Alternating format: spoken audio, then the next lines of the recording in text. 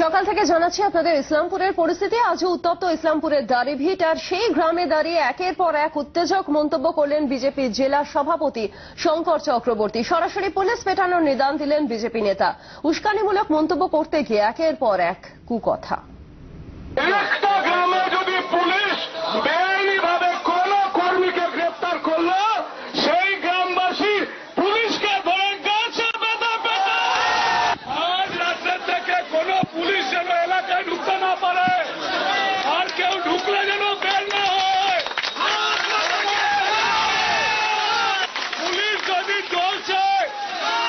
Police যদি জল চায়, কুকুরকে জল দেবেন, পুলিশকে না। পুলিশের ছেলেমেয়েরা রাস্তা দিয়ে পড়তে গিয়ে যদি কোন দুর্ঘটনায় পড়ে, মরা কুকুরকে হসপিটালে নিয়ে যাবেন, পুলিশের ছেলেমেয়েকে না। হসপিটালে যদি দেখেন কোন পুলিশ রাস্তায় পড়ে আছে অসুস্থ, গরু ছাগলকে হসপিটালে নিয়ে যাবেন, পুলিশকে না।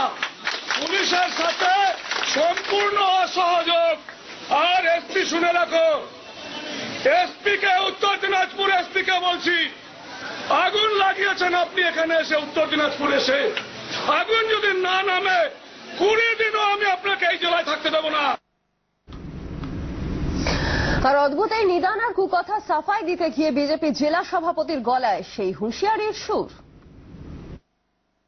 পুলিশ বন্ধের দিন, ঘটনার পরে উত্তর দিনাজপুর বন্ধ ছিল, আমার অফিসে গিয়ে আমাকে প্রকাশ্য মিডিয়ার সামনে শেষ করে দেবো, মেরে ফেলে দেবো হুমকি দিয়েছে। আত্মরক্ষার জন্য উত্তর দিনাজপুর পুলিশকেও রেডি থাকতে হবে। নিরীহ দুটো ছেলের প্রাণ বাংলা ভাষার জন্য কেড়ে নিল, দুটো ভাষা শহীদ হলো পশ্চিমবঙ্গে। এখন অব্দি একজন যারা গুলি চালনায় দোষী, একজনও গ্রেপ্তার হলো না।